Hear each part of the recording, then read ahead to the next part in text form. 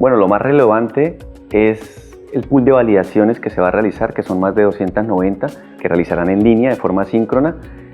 El nuevo documento, Attach Document, que es el contenedor donde se van a introducir la información. Adicionalmente, es muy importante el cambio del VL, la versión de la 2.0 a la 2.1, y la introducción también de un nuevo código para las notas créditos, similar al CUFE.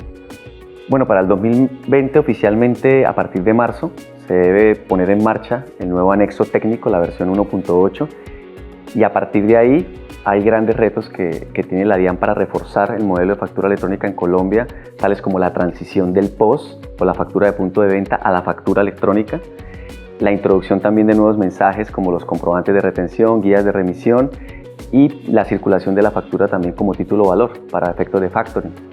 A día de hoy hay algunos países que se encuentran en fase de consolidación con modelos de factura electrónica maduros, como el caso de México, Chile, Brasil, que son países que han trabajado durante mucho tiempo en poder consolidar, ¿no?, su modelo de factura electrónica. Hay otro grupo también de países en el cual se están realizando cambios, mejoras al proceso de factura electrónica, como en Perú, Ecuador, Costa Rica. Ahora Colombia lo está realizando, estamos haciendo cambios. Y países que se están iniciando en la factura electrónica, como República Dominicana o Bolivia. Por lo tanto, para aquellas multinacionales que operan en varios países de Latinoamérica, es muy importante contar con una solución global, una plataforma robusta de factura electrónica que le ofrezca el servicio en todos los países de Latinoamérica.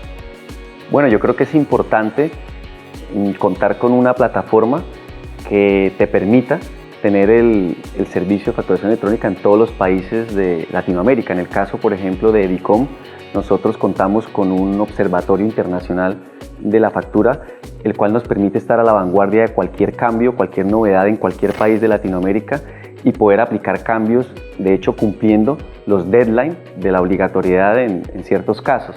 Entonces, eso es muy importante y obviamente que ese proveedor o esa plataforma se adapte a cualquier requerimiento fiscal, a nivel también técnico funcional de la plataforma para operar en ese modelo. Principalmente contar con una plataforma global de factura electrónica que te permita operar en cualquier país de Latinoamérica para poder centralizar todas las operaciones. Un proveedor que garantice el soporte a los cambios es muy importante. Y cualquier ajuste, cualquier novedad del modelo, sea técnica o funcional, pues que se pueda realizar a tiempo para cumplir con el deadline que defina la entidad tributaria en cuestión. Otra parte importante es la parte técnica, ¿no? Poder adaptarse a cualquier requerimiento de la entidad tributaria o a cualquier requerimiento del contribuyente, cualquier aspecto como procesos de firma, códigos o tenerlos bien mapeados. Y por último, si la entidad tributaria exige una certificación o una homologación, pues que cuenten con ella, ¿no?